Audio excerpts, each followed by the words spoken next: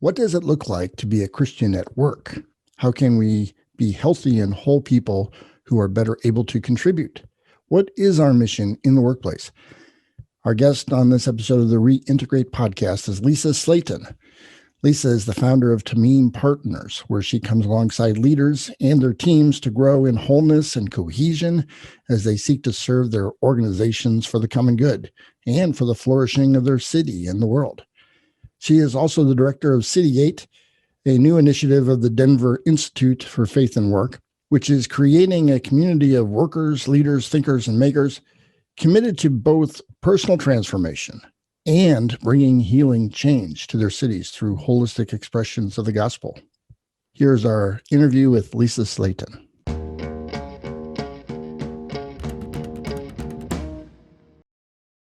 Every once in a while, Bob makes me do the opening question just to make sure I'm paying attention. All right. So Lisa, it's great to have you with us today on the podcast. After a couple of decades in sales, marketing, and senior management roles in the private sector, you joined the Pittsburgh Leadership Foundation, where you served 14 years, and 6 of those years you served as the CEO.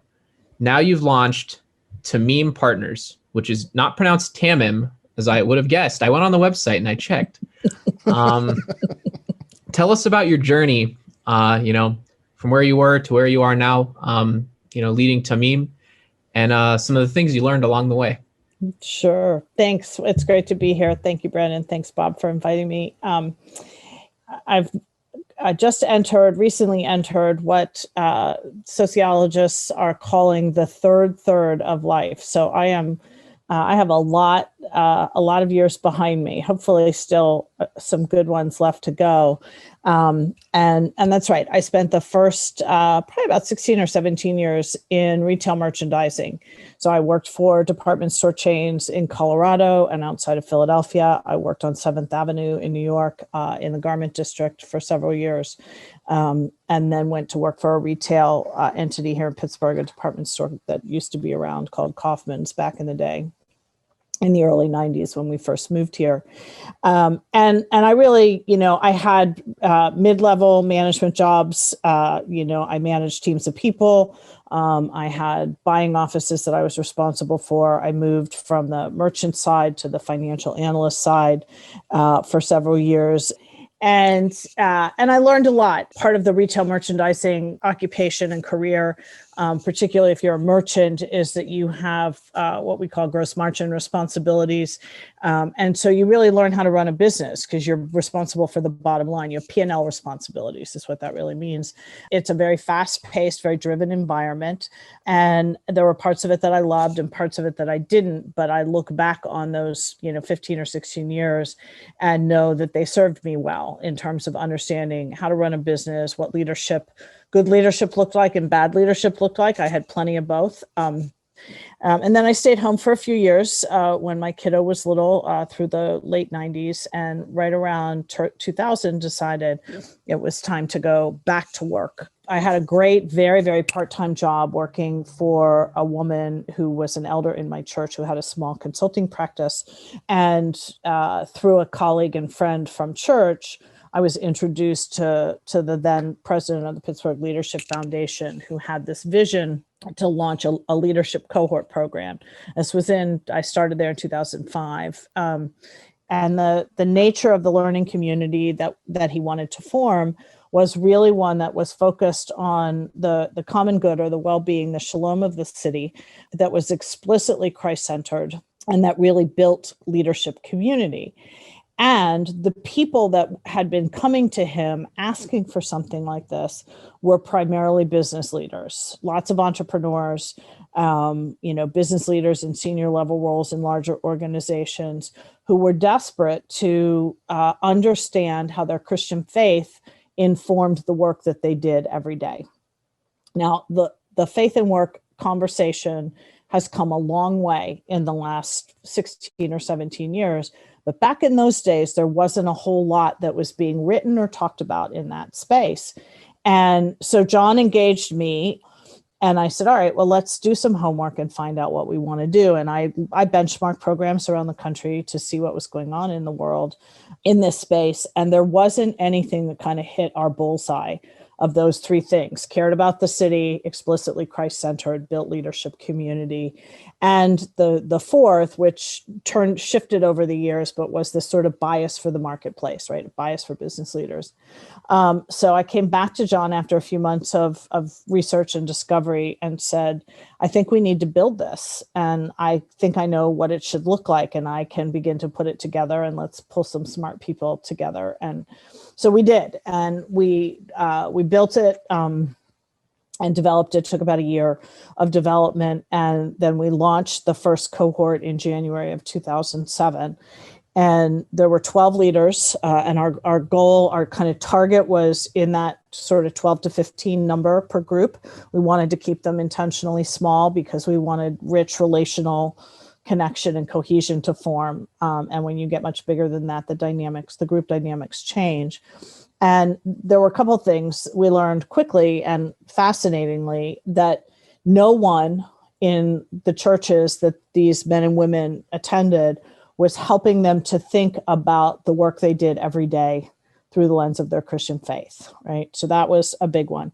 The second thing that happened that was totally unexpected was that before we even finished the first 6-month program, 2 of the leaders came to me, actually 3 of them, 2 of the business leaders and 1 of the nonprofit leaders came to me and said, this is great. Can you come now do this in my organization? And I'm like, I don't know if I can do that, but we'll talk about it. And I had a colleague and good friend who had helped to develop the program, who was part of the team in some small ways. And he had a lot of background in organizational development. Rick Wellock, some of Bob, you might know Rick or know of Rick. He's been in and around CCO circles since, the Ligonier Valley study days. Rick has a brilliant background in both organizational development and what we, many of us now call this idea of vocational stewardship. And so Rick joined me, and we figured out how to go inside these organizations and develop a set of services that would help leaders really build cohesion with their teams. Now, none of these organizations, the leaders were Christian men and women, but the organizations themselves would not be considered, Christian businesses. There wasn't, that was not, in fact, one of them was a publicly traded company. So, we took all the good principles and actions and learning, and were able to translate them into an environment where all of it was present. We just weren't putting all the theological underpinnings underneath what we were equipping these leaders around. And we found it to be very effective. And there were a couple of things. One was they were all good problem solvers, but they weren't good at resolving differences between themselves, right? So interpersonal dynamics were challenging. So we brought in some tools. Rick had a couple really powerful tools that he brought with him in his toolbox. And we also found out that and we learned this in the Leaders Collaborative as well, that they really identified themselves based on their skills and competencies, the things they'd learned to do, but hadn't really paid a whole lot of attention to who God made them to be. And those are different things. And in a lot of the job market, you're hired for what you do or can do or can't do, or you sell yourself into a job, Brendan, as we talked about before we started the program. You can, grow into competencies and skills. But most of the time when a job falls apart for someone, it has less to do with their competencies and skills and more to do with the character and substance of who they are and how they interact with other people. And most organizations aren't paying attention to that. Now they're starting to a little bit more. And so we would go in and do a lot of deep vocational work with these leaders and help them to see and understand who they were and how they could contribute best to the leadership of the organization. In one long-term client we worked with, a manufacturing company, we realigned almost every single person on the leadership team, with the exception of the CFO, into new roles that were better suited to who they were to contribute to the flourishing of the company. And it worked, right?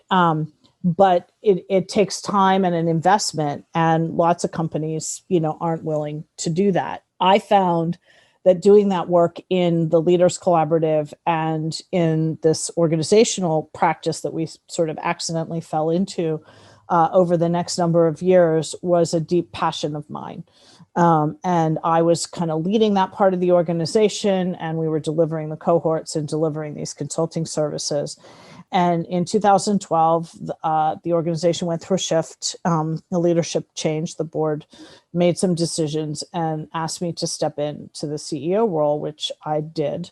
We were in difficult straits, and so it was a bit of a turnaround. If you remember the time period, we were coming out of the recession of 2009-10, and that was a really tough time for nonprofits. A lot of nonprofit funding had either gone away or dipped considerably, and PLF was certainly, a part of that experience. And so I did some things, I built some things, I continued to develop out this idea of a cohort model as a primary way of doing deep transformational work with people. We added some cohorts. I started doing cohorts for pastors. We developed with Herb Colby, who is a longtime CCO partner and did a little work part-time for me, developed an urban leaders cohort specifically focused on urban leaders ministry.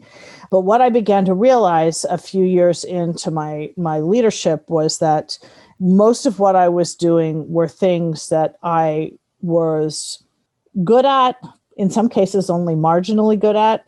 And the things I really loved, which was developing people and investing deeply in vocational transformation with folks, with individuals as well as with teams, I no longer had the time to do. I had to hand most of that off to other folks. I began my own vocational process. I hired a coach and spent about 18 months really diving in and understanding what I really wanted. And at the same time, PLF was going through some of its own changes, and there were some differences that emerged around mission and direction. And 2 years ago, just about right around this time, I made the decision to step away and start my own practice so that I could go back into this work of developing people, helping them to become coherent in who they were in every aspect of their lives. It's Tamim Partners is your new That's right. venture. That's right. So tell us what Tamim even means. Sure. So Tamim is a Hebrew word. It's found in a number of places. But one of the most common places is, I'm totally blanking on the reference right now. I think it's in Deuteronomy. And the verse is, I shall stand blameless and with integrity before the Lord my God. And the Hebrew word there for blameless and integrity is tamim. And it translates in the Hebrew to wholeness. I stand with wholeness. And so we talk a lot about shalom, which is the integrity of all things in God's good creation, coming into a place of not peace in the sense of happiness and tranquility, but peace in the sense of wholeness and integration.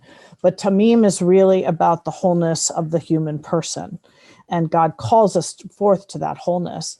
I have it tattooed on my wrist. I have the Hebrew tattooed on my wrist. I did that a couple of years before I started my organization. And my husband and I were in Italy about a year and a half ago, just the fall before COVID hit.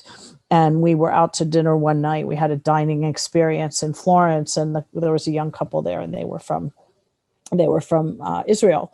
And he looked over at my wrist and he said, "Why do you have wholeness on your arm?" And I'm like, "Oh, good, I got it right," And and I had a really interesting and fascinating conversation with him. He was blown away that I had a Hebrew word tattooed on my arm. And I said, "Well, I don't speak Hebrew, but I'm not, I didn't study it, but there are a few words that I've picked up here and there that are meaningful to me, and that's one of them." And it's this idea of being fully alive in who God made us to be in every aspect of our lives, in our family life, in our community life, in our work life, in our spiritual life, and to do that in our relational life, and to do that with integrity and wholeness. I work with a lot of people who have compartmentalized themselves in such a way that they're actually disintegrating, right? It's a major cause of burnout. What have you found the key issues to be that Christians are facing in the workplace? Like, what do you think Christians in the workplace really need? Boy, that's a great question. I think they need a more robust theology and a deeper discipleship. And I'll unpack for a minute what I mean by that. Most Christians still to this day, when you talk about bringing their faith into their work, will talk about, how they're going to invite their friends to church, or maybe they'll lead a prayer before a particularly tough meeting. Some of them are very bold and brave and might leave, their Bible or a Christian book in a visible spot so other people can see it. But it has mostly to do with sort of a personal and relational evangelism. That work is an outreach place, right? But I think they know that there's something more that's possible. And what's missing is this understanding that God calls them to do good work. And that alone is sufficient to be bringing their faith into their workplace. I think it was Dorothy Sayers who said, the first sign, sign of the Christian cobbler is that he makes good shoes, right? And so we want to make good shoes. We want to produce good products and services that impact people in positive ways. And that has huge implications. That's a huge shift, right? And in fact, you're out of integrity if you're trying to invite your friend to church and professing Christ, and you're not so great at your job, right? You're not doing a great job. So I think the piece that has to be discipled into people is to understand that your first and foremost responsibility as a Christian in the workplace is to do good work and be agents of change and reconciliation and health and wholeness where you can. And that looks different depending upon where you are in the organization and how much influence you have, but everybody can stand up as a voice for truth and goodness and the flourishing of other people in the community. Sometimes it's risky and it's hard, but those are a couple things. I don't know if that answers your question, but it's a starting point. I find it interesting that's doing good work is kind of the center thing that you're focusing on with that. Because I mean, in my mind, I would feel like that would be a prerequisite in order to witness. So is that something that you noticed that a lot of Christians you were working with were kind of struggling at? Well, let's hope that most people go to work and intend to do their job well, right? There are lots of reasons why that doesn't happen. What I will say is that there is a compartmentalization that I have seen with lots of Christians that says, I behave in one way in my relationships, in my Christian circles, my church, my small group, my community outreach, the nonprofit board I serve on, whatever. But at work, I do work the way work is done in my workplace, which could mean cutting corners. It could mean being a little aggressive in how you manage or lead your people. It has lots of implications. So I do think there's a relational aspect to it as well. Certainly the primary prerequisite is do good work, but we can't assume that everybody's going in to do that. I remember talking to a young person who said, well, I'll start really integrating my faith and work when I find my dream job.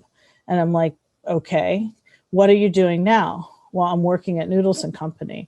I said, how about showing up at Noodles and Company tomorrow and being like the best noodle disher on the planet, right? And she looked at me like I was crazy. I said, that's how you start integrating your faith and work. Like it had not been connected in that way. And I think that's a missing piece. I think that's why, we need to do better whole life, holistic discipleship for people that helps them to understand that their work is a primary place of formation. And the question as Christians we have to ask is, are we being formed by Christ and bringing that into the workplace, or are we allowing the norms of the workplace to form us? And I would argue that the latter is more common than the former, sadly. In Titus chapter 2, verse 14 is one of my favorite verses because it talks about who Jesus is and what he has done. And it says, Jesus gave himself for us to redeem us from all lawlessness and to purify for himself a people of his own possession who are zealous for good work. Amen. That's it right So there. that is a missing part of the gospel. I mean, Yeah. why are we saved? Yeah. We're saved to go to heaven. No, we're actually saved to be God's possession, because to be zealous for good work, for beautiful work, for the work that is just amazing. Yeah. And that in and of itself is part of the gospel. And to bear his image in that workplace. Right. You know, I mean, that's, you know, if we are image bearers, and, you know, Genesis tells us we are, Genesis 1 and 2 tells us we bear God's image. We are co-creators, not in the sense that we're equal to God, but in that he's given us his image to go create in the world. And we're designed to do that. A bad theology of work tells us that we purely work for a paycheck. And even if we're doing work that's not, I mean, I've had lots of jobs. You know, I started working, you know, babysitting in the neighborhood when I was 13 years old, and did all kinds of jobs, you know, all the way through college. And, you know, they were not always the most exciting and dynamic jobs, right? But you could do them well. I could file. You know, I worked for Johnson & Johnson one summer and did filing. It was a delightful job. It was the most boring job on the planet. But could I do it well, or could I skimp and cut corners? To do good work zealously doesn't just mean when it's the most exciting work. It means all the work you do it well and bring your best to it. In all work, even filing, what you're doing is you're imaging the creator who takes chaos and makes something amazing out of it. Right. Brings order to chaos. What is filing but other than bringing order to chaos, right? That's exactly right. That is exactly right. So recently I learned through a serendipitous phone call to you, when I was seeking advice about what to do in my next step with the Reintegrate ministry, that you've been brought in to the Denver Institute for Faith and Work. I've been following closely the work of the Denver Institute for years. I'm impressed. I've always been impressed with what they've been doing, and secretly wishing I could develop Reintegrate into something similar. You're helping them with the CityGate initiative. What do you want to see happen among pastors and marketplace leaders around the country with CityGate? Yeah, so CityGate is, you know, really Jeff Hainan, who's the founder of the Denver Institute's brainchild, and it began very informally a few years ago, maybe 5 years ago now, where Jeff, who was probably 3 years into the Denver Institute, it was up and running. And Jeff is a thoughtful young leader. And he said, you know, I need to be with other people who are thinking about these things. And so he reached out to a group of us and figured out a way to get a good deal on some really fun space in a hotel in Breckenridge, which is an attractive invitation. And, you know, we all agreed to get on airplanes, and back in those days when you got on airplanes and went places, and we went out. By the way, if he wants to do that again, I'm in. All right. Well, stay tuned, Bob, because, you know, things might happen. But we gathered together, there were maybe 25 or 30 of us, and spent a couple of days just learning about the work that each of us was doing, representing cities around the country that were particularly focused in this space. And it was such a life-giving and fruitful time for the folks that were there, that another colleague, Jeff Shue, who runs something called Flourish San Diego out on the West Coast, agreed to partner with Jeff Hainan and host a second gathering. And the second gathering was the following year. And it was, I don't know, maybe 75 of us who flew to San Diego, also a lovely place to go, by the way. And so it was all people who were doing work in this space. And there was a little coordination done around topics, but we all contributed. So we were learning from one another. There were no big outside speakers. It wasn't a conference. It was really a peer learning environment. And Jeff continued to do that with some monthly phone calls subsequent to that second gathering in 2017. It went on for about 18 months or so.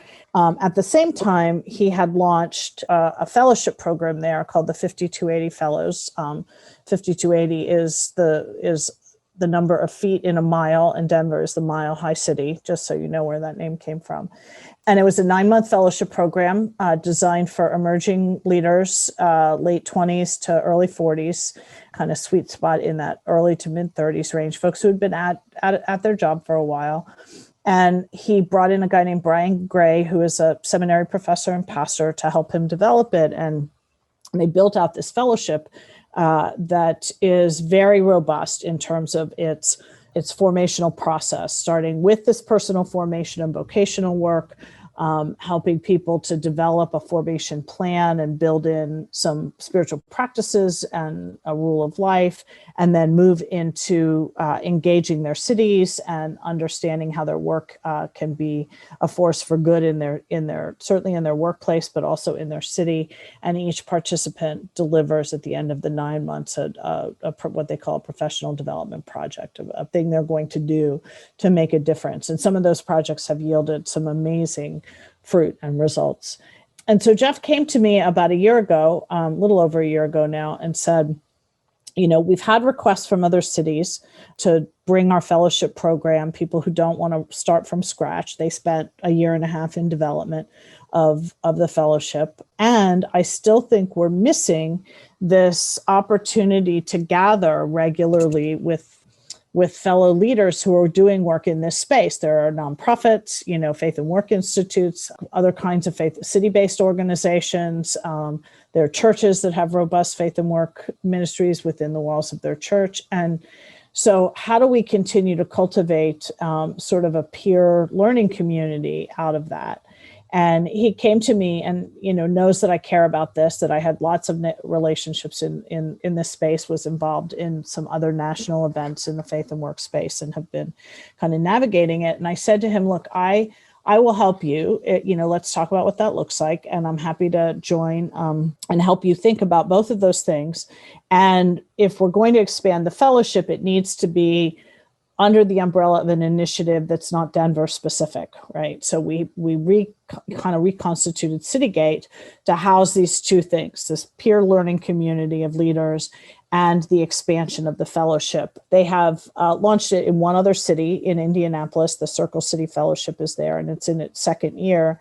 And our intent is to find 2 to maybe 3 additional cities that we would invite into a training process starting later this year, in preparation to launch a fellowship in the fall of 2022. So that's one aspect of CityGate.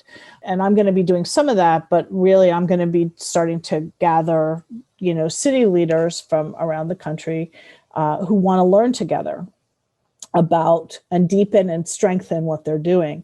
And one of the things I said to Jeff early on in our conversations, and I had begun to do some work, pretty significant work in this space before I left PLF. We started in kind of 2018-19 working on a project called Just Work. And I said, I am happy to help you do this, but I am weary. I've been operating in this space for a long time. And I said, I am weary of the faith and work conversation being largely oriented to affluent, educated white people. I'll just say it. I think we need to develop a more robust, integrated, and embedded theology of justice into this space if we're going to make progress and have this really be meaningful. And 85% of the people who are out there working are working in hourly wage jobs, multiple jobs to keep their families afloat and make a living. And everyday work is hard, right? It's really hard. And so Jeff agreed. We got some input, took some of the things that I had already worked on. I have a friend and colleague who's been thinking about this space for a while, Dr. Greg Thompson, and he had done some speaking about it and writing about it. And he wrote some really helpful pieces that we're going to be hopefully republishing in some format as part of CityGate, to say, if we don't begin to incorporate a deeper biblical justice conversation into the faith and work space, we're not going to make progress. And by the way, I hold to a pretty strong belief that the workplace is one of the primary locations where biblical justice can really have a significant impact, right? Business owners who begin to really pay attention to policies and compensation packages and how work works and who their suppliers are and how they negotiate contracts. All of those things are means to create better equity for people who normally would be disadvantaged in some way. So CityGate is going to press into that in some ways. We're talking, there's some, I think, a number of different ways we can do that, not the least of which is just to gather folks who are working in these spaces to learn what are they doing and what's working and what have they learned in the last several years around this. And how are they paying attention to it differently? So I'm excited about CityGate. We hopefully launch fully next week. We'll begin to do some monthly webinars that will be open to anybody. And then, invite the folks in who are interested in exploring a fellowship to do a little bit of a deeper dive to understand if that's the right thing for their organization or their city. And we'll see what else emerges out of CityGate coming out through the fall. Lots of people out there doing really good work. And I think we need a place to, sort of cultivate and curate and showcase some of the things that are going on as well. So it's not just about what Denver Institute is doing. I want to invite people who are doing different, unique things in their own city so that we begin to create sort of this shared learning laboratory and collection of resources that can be helpful to people, particularly those who may want to start something like this in their own community. What are some very practical ways that just a normal person in their workplace can seek justice through their work? Yeah, that's a great question. If you're in a position in your organization, in your job, in your role, you may have some influence, but you don't necessarily have any positional authority. There are a number of things that I would, suggest you pay attention to. First of all, it starts with how you show up. You have no credibility, right? As we talked about earlier, in asking for change or influencing for change if you're not doing your work well and contributing, at a high level, right? So be a good worker. That's a really good starting point.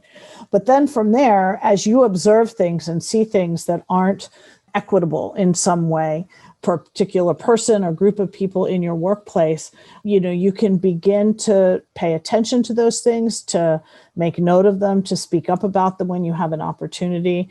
And sometimes, you even have the opportunity to be a policy shaper, or you can go to your boss and say, I don't like the way this is happening. Is there something we can do? The most helpful way anybody can be a justice doer in the workplace is to be willing to advocate for someone who has less power than they do, right? Now, there's risk involved in that, right? And so we have to measure the risk. But if you see someone who's being disadvantaged in some way, and you're in a position to make it known and influence a shift, I think if you're in a position of any kind of management or leadership, you really need to be examining and be an influence for change on policies and systems that are in place in your organization. One of my favorite stories of all times comes from a man named Don Flo. Don owns car dealerships in the Mid-Atlantic, a lot of car dealerships. So he's a business owner. And when he took over the 2 car dealerships that he inherited from his father back in the 1980s, he was a good Christian man. He said, I really think there has to be a way that I can integrate my faith more wholly into how I do work. Now, these are car dealerships, right? Like, who would think? And so he went to his pastor and he went to a couple other Christian leaders, and the answers he got were very typical. Well, you could lead a Bible study before work. You could pray before you have meetings. You have waiting rooms for people who are coming in for service. Put some, tracts in your waiting rooms and Christian literature in your waiting rooms. And he's like, yeah, that's not what I'm talking about. And he made his way up to Regent College in Vancouver, British Columbia, and interacted with a brilliant guy up there, I would call him an early father of sort of this modern faith and work conversation, named Paul Stevens. And Paul's counsel to Don was, go spend the next 6 months reading the book of Proverbs and come back to me with every business principle you find in the book of Proverbs. Right? Nice. That's a great homework Isn't that a assignment. great homework assignment? But what it caused Don to do was to examine the industry standards and say, no, that's not how we're going to do it. And I can give you a couple of examples that are very concrete. One example is in the car industry, the lending standard is that, you give the lowest interest rates to the most educated, wealthy people, and the interest rates go up as the education level and the wealth goes down. And so the people who were being most impacted by high interest rates in the cities where he had dealerships were largely single mothers, many of them African American. And Don said, yeah, it's not how we're going to do business. So we have one interest rate for everybody. And his salespeople balked. That's where we make our money. And he's like, I don't care. And a fair market interest rate. And very risky too. I mean, sure. The reason interest rates are higher for higher risk people.